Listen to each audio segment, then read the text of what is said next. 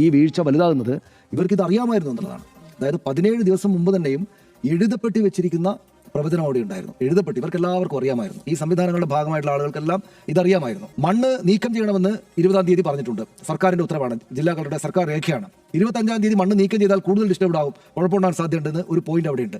ഇത് രണ്ടും മുഖ്യമന്ത്രിക്ക് മുമ്പിലും മന്ത്രിമാർക്ക് മുന്നിലും ഇന്നുണ്ട്. ഇത് രണ്ടും അവരുടെ സംവിധാനങ്ങൾക്ക്, മന്ത്രിമാരുടെയും മുഖ്യമന്ത്രിയുടെയും കീഴിലുള്ള സംവിധാനങ്ങളുടെ രേഖയാണ്. അതിലൊരു പോയിന്റിന് മാത്രമാണ് മുഖ്യമന്ത്രി വന്നിട്ട് വി ഡി സതീശൻ വന്നിട്ട് നാട്ടുകാരോട് പറയുന്നത് മണ്ണ് നീക്കം ചെയ്യാൻ പറഞ്ഞിരുന്നു എന്ന്. ഒരു പോയിന്റാണ് 20-ാം തീയതിയുള്ള പോയിന്റ്.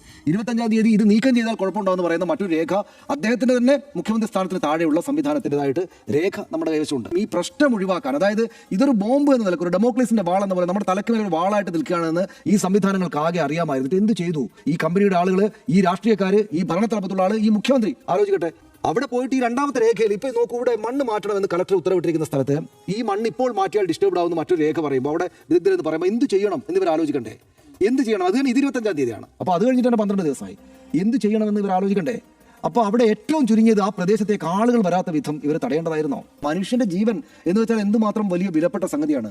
നമുക്കൊന്ന് മാറി ചിന്തിച്ചിരുന്നെങ്കിൽ, ഇവർ കുറച്ചുകൂടി ഗൗരവം കാണിച്ചിരുന്നെങ്കിൽ ഈ മനുഷ്യരെല്ലാം നാളെയും അതേ ഭക്ഷണം കഴിച്ച് നടക്കുമായിരിക്കില്ല, ജീവനോടെ നടക്കുമായിരുന്നു നമ്മൾ ആലോചിക്കില്ലേ? അപ്പോൾ അതിനകത്ത് ആരുടെ ഉത്തരവാദിത്തമാണ്? മനുഷ്യനിർമ്മിത ദുരന്തമാണെന്ന് പറയുക. ആ മനുഷ്യൻ ഇവരൊക്കെ ചേർന്നുണ്ടാക്കിയ ദുരന്തമാണത്. ഇവരാണ് മനുഷ്യനിർമ്മിത ദുരന്തം ഉണ്ടാക്കിയത്. മനുഷ്യനിർമ്മിത ദുരന്തം എന്ന് മാത്രം പറഞ്ഞാൽ പോരാ, പ്രവചിക്കപ്പെട്ട, നേരത്തെ അറിയാമായിരുന്ന ഒരു മനുഷ്യനിർമ്മിത ദുരന്തം എന്നാണ്. ഈ തലപ്പത്തുണ്ടായിരുന്ന മനുഷ്യർക്കൊക്കെ അറിയാമായിരുന്ന, അവർ തന്നെ നിർമ്മിച്ച ഒരു ദുരന്തം എന്ന നിലക്ക് വേണമെങ്കിൽ കാണാം. നിസ്സാരമായിട്ട് കാണാൻ പറ്റില്ല. നോക്കൂ, ഇത്രക്ക് ഒരു വാള് തലക്കുമേൽ തൂങ്ങി നിൽക്കുന്ന പോലെ മണ്ണ് അവിടെ ഉണ്ടെന്ന് സർക്കാർ സംവിധാനങ്ങൾ കണ്ടെത്തി എഴുതി വെച്ചിരിക്കുന്ന ഈ സ്ഥലത്ത് ബസ് ഓടുന്നുണ്ടായിരുന്നു, ബസ്സിന് ആളുകൾ കയറി പോകുന്നുണ്ടായിരുന്നു.